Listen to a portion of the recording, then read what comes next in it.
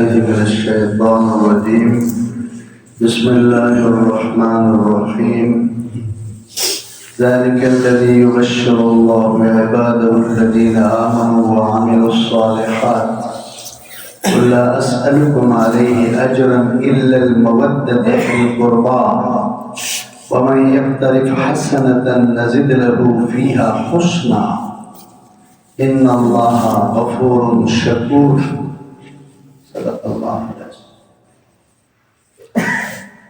اچھا، مودت محبت کے جو لفظ ہے یہ اس سے بھی اونچا لفظ ہے. مودت یعنی کسی سے انتہائی دل کی گہرائی سے محبت کرنے کی مودت کہتے ہیں. قربان کا جو لفظ ہے قربان قرابت سے ہے، رشتہ داری کو بھی کہتے ہیں. قربان قرابت سے اللہ کے قرب کو بھی کہتے ہیں. سننا ہے قربان قریب، قربان رشتہ داری، قربان اللہ کے قرب الہی، اس سے مراد ہو گئے. آیت کا ترجمہ سن لیجیے، پھر اس کی تفسیر انشاءاللہ تعالیٰ بتاتے ہیں. ذالک الذی، یہ وہ انعام ہے، یبشر اللہ عبادہ الذین آمنوا وعملوا الصالحات، جس کی خوشخبری اللہ اپنے بندوں کو دیتا ہے، ان کو جو ایمان لائے ہیں اور نیک عمل کرتے ہیں. جنت قل لا اسألکم علیہ اجرا الا المودۃ فی القربى، اے نبی کہہ دیجئے ان سے کہ میں تم سے اس تبلیغ کے کام پر اجر کا سوال نہیں کرتا، ہاں قربا میں محبت کا سوال کرتا ہوں، قربا میں محبت کا سوال کرتا ہوں. وَمَن يَقْتَرِفْ حَسَنَةً نَزِدْ لَهُ فِيهَا حُسْنًا، اور جو انسان کوشش کرے نیکی کے لیے تو ہم اس کی نیکی میں اضافہ کر دیں گے. ان اللہ غفور شکور، بے شک اللہ بخشنے والا اور قدردان ہے. آپ کی نیکیوں کی اللہ قدر کرتے ہیں، سچ بات، آپ کے ایمان کی قدر کرتے ہیں، آپ کے اخلاق کی اللہ قدر کرتے ہیں. اچھا، یہ جو آیت ہے، اس آیت سے پہلے چھوٹی سی بات ہے کہ انبیاء علیہ السلام جو دین کا کام کرتے ہیں وہ مجموعی طور پر کسی سے 1 روپے بھی نہیں لیتے. 27 نبیوں کا ذکر قرآن میں ہے، نام لے کر اللہ نے ذکر کیا ہے.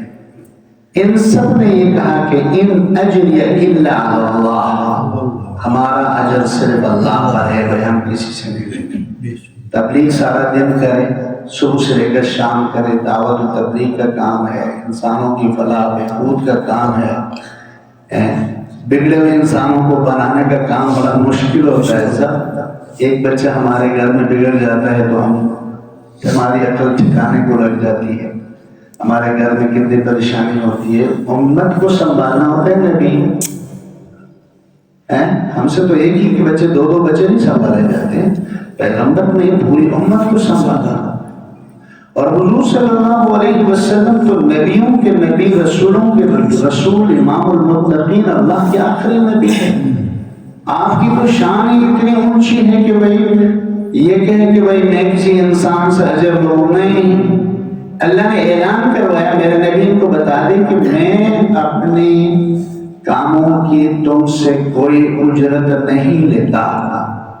البتہ ایک چیز میں چاہتا ہوں، المودہ، محبت فی القربا، رشتہ داروں میں محبت، قربان کی محبت. یہ وہ آیت ہے جس کی وجہ سے ہمارے پاکستان ہندوستان میں بڑے مسائل پیدا ہوتے ہیں. اس کی 3 تفسیریں سنیے. تفہیم القرآن، ابن کثیر، تفسیر مظہری، تفسیر در منصور، تفسیر قرطبی. یہ 5 مشہور تفسیریں شروع میں پڑھ رہا تھا. معرف القرآن، تقی عثمانی کی تفسیر عام روٹین میں رہتے ہیں، لیکن اس آیت کے لیے میں نے 5 اسپیشل تفسیروں، انہوں نے اس کی 3 تفسیریں کی ہے اس آیت. حضرت ان میں سے ایک وہ نہیں ہے جو لوگ کرتے ہیں ایک بھی وہ نہیں ہے جو لوگ کرتے ہیں. سمجھ میں نہیں آیا مجھے. میری سمجھ میں یہ بات نہیں آئی کہ لوگ اس کی ہمیشہ غلط تفسیر کیوں کرتے ہیں. پہلی تفسیر وہ کہتے ہیں کہ اللہ کے نبی نے اے نبی جی اعلان کر دیجئے کہ میں اپنی دعوت و تبلیغ پر کوئی اجر نہیں چاہتا الا المودۃ فی القربا. ہاں قربا کی تو محبت ہونا ٹھیک ہے، تم میری بات کو نہیں مانتے ہو، لیکن بنو ہاشم بھی تو قریش کا حصہ ہے، لہذا تم مجھے اگر نہیں مان تو اس قرابت کا لحاظ کرو جو ہمارے خاندان کے قریش کے ساتھ ہے. یہ بالکل واضح تفسیر ہے، سمجھ میں آتی ہے. یہ بالکل واضح تفسیر ہے کہ آپ صلی اللہ علیہ وسلم کی خاندان میں بنو ہاشم بڑی عزت والا خاندان ہے اور قریش میں سے ہے. آپ سے سب یہ چاہ رہے ہیں کہ بھائی ٹھیک ہے، مجھے میں نے کوئی دین پیش کیا اور قبول نہیں کرتے ہو، کم از کم یار کم تو نہ کرو، میں تو تمہارے برادری کا آدمی ہوں. میں چاہتا ہوں کہ اس برادری کا تو لحاظ رکھو، اس قرابت کا تو لحاظ رکھو. یہ مودت بوانے لحاظ ہوگا عثمان ہے، یعنی لحاظ رکھو خاندان کا. یار میں بھی قریش کے خاندان کا، بنو ہاشم کے خاندان کا آدمی، میں کوئی الگ کوئی نہیں. پہلی تفسیر ہے. بہت بڑی جماعت نے اس تفسیر کو پسند کیا ہے اور یہ تفسیر بالکل سوٹ آتی ہے آیت کے ساتھ. یہ تفسیر آیت کے ساتھ سوٹ، کیونکہ یہ سورت نازل ہوئی ہے نبوت کے 6 سال، حضور صلی اللہ علیہ وسلم کے نبی بننے کے 6 سال بعد یہ سورت نازل ہوئی. ٹھیک ہے، اور 6 سال بعد آپ صلی اللہ علیہ وسلم پر انتہائی ظلم کے پہاڑ ڈائے جا رہے تھے. تو آپ سے سب کہتے خدا کے لیے یار یہ کوئی الگ قبیلہ ہونا ہے، ہمیں تو قریش کا حصہ ہے، اس کا رشتہ داری کا خیال رکھو. ایک تفسیر ہے. دوسری تفسیر جو ہے نا، یہ بہت بڑی تعداد یہ بھی مفسرین کی ہے. وہ کہتے ہیں کہ عبد المطلب کی ساری اولاد اس میں داخل ہے. وہ کہتے ہیں کہ القربا میں، رشتہ داری میں عبد المطلب کا خاندان، اس کے ساری شاخیں اس میں داخل. اس میں حضرت عباس بھی ہے، حضرت جعفر بھی ہے، حضرت ابو طالب بھی ہے. حضور صلی اللہ علیہ وسلم کے جو چچا مسلمان ہوئے وہ سارے اس میں شامل ہیں. لیکن ہمارے پاس کوئی دلیل یہ نہیں کہ حضور صلی اللہ علیہ وسلم کے جو چچا مسلمان نہیں ہوئے ہیں ان کو نکالا جائے. اس کے لیے کوئی دلیل اس قرآن کے آیت میں نہیں ہے. تو مجموعی طور پر یہ کہ عبد المطلب کے ساری اولاد سے محبت کی جائے، قربا عبد المطلب کے سارے خاندان سے، اس کی ساری شاخوں سے محبت کی جائے. اللہ کے نبی چاہتے ہیں ٹھیک ہے نہیں مان تو کم از کم یہ تو کرو کہ میں بھی عبد المطلب جو بڑا معزز شخصیت ہے اس کے جو نا اس کے بیٹے کا بیٹا ہوں بھائی، لہٰذا اس کا تو خیال رکھو. میرے خاندان کو تو نہ ستانا. لیکن اس میں یہ بات بالکل واضح ہو جاتی ہے. آپ سے سب کے خاندان میں آپ کی مخالفت بھی ہو رہی تھی. ابو لہب سب سے زیادہ مخالف ہے. تو اس صورت میں آیت کی تفسیر پر جو نا سوال اٹھتا ہے کہ ابو لہب کو کیسے نکالیں گے، حالانکہ وہ اللہ کے نبی کا دشمن ہے. اللہ تعالیٰ نے اس کو تبت یدا ابی لہب اس کے اوپر سخت وعید سنائی. تیسری تفسیر یہ دیکھو، دوسری تفسیر پر سوال اٹھا، اس سوال کے جواب کسی کے پاس نہیں، سوال کے جواب کسی کے پاس نہیں، کسی نے مفسر نے نہیں دیا. اور تیسری تفسیر یہ ہے القربا سے مراد بھائی قرابت قریش نہیں ہے. القربا بمانے قربت الہی ہے. اور خدا کے بندوں میں تم سے کیا چاہتا ہوں یار، تم اللہ کی قربت میں محبت کرو، اللہ کے قریب ہونے کے لیے محبت پیدا کرو اپنے اندر. اللہ کے قریب ہونے کے لیے اپنے اندر محبت کرو. قرب الہی کی محبت ہی تو چاہتا ہوں. میرا کوئی اجر نہیں سوائے اس کے کہ میں اللہ کے قرب کو چاہتا ہوں. سبحان اللہ. یہ سب سے بیسٹ تفسیر ہے. اس سے بہتر تفسیر کسی مفسر نے نہیں کی. یہ تفسیر والوں نے کہ یہ میری تفسیر ہے، میں تو آپ تک پہنچا رہا ہوں، میں نے جو اپنا مطالعہ آپ کو سنا. اس تفسیر کو امت کے بڑے بڑے علماء نے، بڑے بڑے مفسرین نے کہا کہ یہ بالکل فٹ ہے آیت کے ساتھ. اور جو میں اس تفسیر میں بڑا ایک حسن ہے کہ بھائی میں تو کیا چاہتا ہوں آپ لوگوں سے، میں یہ تو نہیں چاہتا کہ میری خدمت کرو، میرے گھر بناؤ، میرے لیے فلاں انتظام کرو، میرے لیے نہیں. میں تو اللہ کی محبت میں تمہیں دیکھنا چاہتا ہوں، اللہ کے قرب میں تمہیں دیکھنا چاہتا ہوں. بس یہی میرے جو نا اس دعوت کا خلاصہ ہے کہ تمہارے اندر اللہ کا قرب، تمہارے اندر اللہ کی محبت پیدا ہو جائے. اسی تفسیر. اور چوتھی تفسیر، اس کی چوتھی تفسیر کی گئی ہے کہ بھائی اس سے مراد حضرت علی، حضرت فاطمہ اور ان کے اولاد ہے. برصغیر میں یہ تفسیر عام ہے. ہمارے جو نا اہل تشریح حضرات کے ہاں اسی تفسیر کے اوپر زور دیا جاتا ہے. یہ بڑے بڑے مفسرین جن کا میں نے نام لیا، انہوں نے اس کو نقل کیا ہے، اس تفسیر کو اپنی تفسیر میں ذکر کیا ہے کہ بھائی القربات سے مراد حضرت فاطمہ، حضرت علی اور اس کے اولاد. یعنی معنی یہ ہوا کہ میں چاہتا ہوں کہ تم علی، فاطمہ اور ان کے اولاد سے محبت کرو. یعنی اتنا بڑا سوال اٹھتا ہے. توجہ سے سن ہر بات. آیت نازل ہوئی ہے کب؟ نبوت کے 6 سال. حضرت علی اور فاطمہ کا نکاح کب ہوا ہے؟ احد کے ساتھ. بدر سے واپس آ کر ان کا نکاح. یعنی آیت کے نزول سے 7 سال بعد حضرت فاطمہ اور علی کا نکاح اور ان کی اولاد ابھی آئی نہیں. اور سورت مکی ہے. حضرت علی اور فاطمہ الزہرا رضی اللہ تعالیٰ عنہ کا نکاح ہوا ہے مدینہ منورہ میں. تو اس وقت تو حضرت علی اور حضرت فاطمہ الزہرا کا رشتہ بھی، رشتہ ازدواج نہیں ہے، اولاد کوئی نہیں ہے. تو 7 سال پہلے اللہ نے کہ کیسے فرمایا کہ بھائی یہ مودت سے مراد حضرت علی اور فاطمہ الزہرا ہے. یاد رکھو اس سوال کا جواب نہ اہل تشیع کے پاس ہے، نہ سنیوں کے کسی مفسر نے اس کا جواب دیا. یہ اتنا بڑا سوال ہے کہ اس کا جواب کسی کے پاس ہے. تو اللہ تعالیٰ نے اس آیت میں فرمایا کہ میرے نبی ان کو بتا دیجئے کہ میری تبلیغ کا، میری دعوت کا، میرے دین اسلام کے کاموں کا اجر صرف یہ ہے کہ میں چاہتا ہوں کہ قربا کی محبت ہو تمہارے اندر. اب قربا اللہ کی قربت الہی بھی ہو سکتی ہے.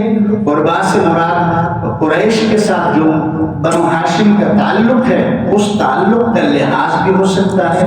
قربا سے مراد عبد المطلب کا سارا خاندان بھی ہو سکتا ہے. قربا سے مراد حضرت علی اور فاطمہ الزہرا کی جو جیسے مفسرین نے لی ہے. یاد رکھو یہ ساری تفسیریں جب اس آیت کی آ گئی ہیں، اب ہم اس کو کسی ایک تفسیر کے ساتھ خاص بھی نہیں کر سکتے. ہاں میں نے آپ کو بتایا سب سے بے غبار، سب سے خوبصورت تفسیر یہ کہ اللہ کے نبی یہ چاہتے ہیں میں چاہتا ہوں کہ تم اللہ کے قرب کی محبت پیدا کرو. اور یہ ہر نبی کا مقصد ہوتا ہے، نبی اللہ کی محبت انسانوں میں پیدا کرتا ہے. مدنی صورتوں میں اللہ تعالیٰ نے حضور صلی اللہ علیہ وسلم سے فرمایا، سنو بات ختم ہے.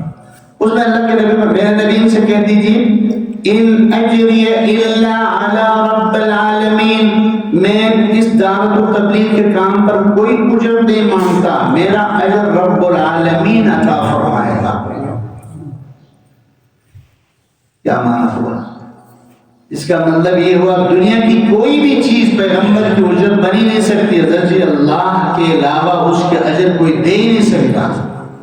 اسی لیے علماء نے لکھا ہے کہ مفسرین کی ایک بڑی جماعت نے یہ بھی لکھا ہے کہ یہ مکی صورت ہے، مکی صورت میں یہ حکم تھا، لیکن اس حکم کو مدنی صورتوں کی اس آیت نے منسوخ کر دیا کہ بھائی نہیں، اب مودت فی القربا بھی نہیں، رشتہ داری کی محبت بھی نہیں چاہتا، اب یہی چاہتا ہوں کہ میرا رب ہی میرے اجر کو مجھے عطا کرے. سمجھ میں آ گئی؟ یہ بعض لوگوں نے کہا کہ اس مدنی صورتوں کی اس آیت کی وجہ سے یہ جو المودۃ فی القربا والی آیت کو کچھ لوگوں نے حکماً منسوخ کہا ہے. تلاوت یہ جاری ہے، قیامت تک اس کی تلاوت ہوگی، لیکن اس کا حکم منسوخ سمجھا جائے گا. جو بھی ہے حضور صلی اللہ علیہ وسلم دین لے کر آئے، اس دین کے لیے آپ نے انتھک محنت کی، کوشش کی، جدوجہد کی، دین کو زندہ کیا. اور اس کو زندہ کرنے کا کسی بھی انسان سے کوئی آپ صلی اللہ علیہ وسلم نے اجرت، معاوضہ، کوئی اس کا بدلہ نہیں لیا. مدنی صورتوں میں جو اللہ نے اعلان کر دیا کہ میرے نبی یہ اعلان کروا دیجئے کہ میرا اجر رب العالمین ہی عطا کرے گا. یقینی بات ہے رب العالمین نے جو اللہ کے نبی کے لیے انتظام کر رکھا ہے تو آپ صلی اللہ علیہ وسلم کو خوش کر دے گا. فَلَسَوْفَ يُعْطِيكَ رَبُّكَ فَتَرْضَىٰ فَلَسَوْفَ يُعْطِيكَ رَبُّكَ فَتَرْضَىٰ. اے میرے نبی ان قریب میں آپ کو اتنا عطا کروں گا کہ آپ خود راضی ہو جائیں گے. تو آپ صلی اللہ علیہ وسلم کے اس کام کی اجرت میں اللہ بہت کچھ عطا فرمانے والا ہے. تو اس آیت کی وجہ سے لڑائی نہ ہو، اس آیت کو لڑائی جھگڑے کا ذریعہ نہ ہو. اس کے اوپر غور کرنے سے بہت ساری باریک باتیں بھی کھل جاتی ہیں. پھر آخر میں اللہ نے فرمایا کہ جو انسان نیکی کے لیے کوشش کرتا ہے میں اس بندے کی نیکی میں اضافہ کر دیتا ہوں. آپ نماز کے لیے آئے، 27 نمازوں کا ثواب جماعت کے ساتھ پڑھنے کی وجہ سے اللہ نے آپ کو لکھ دیا. یہ بھی آپ کو پتہ نہیں چلے گا. جب ہم اللہ سے ملیں گے تو ان چیزوں کا اجر ملے گا. سمجھ میں آ گئی؟ پھر اللہ نے فرمایا کہ بھائی ان اللہ غفور شکور، میرے بندو اگر کہیں نہیں پھر بھی کوئی غلطی ہو جائے میں غفور ہوں. ہر نیکی کے لیے میں شکور، نیکی کے لیے میں قدردان ہوں، گناہوں کا میں معاف کرنے والا ہوں.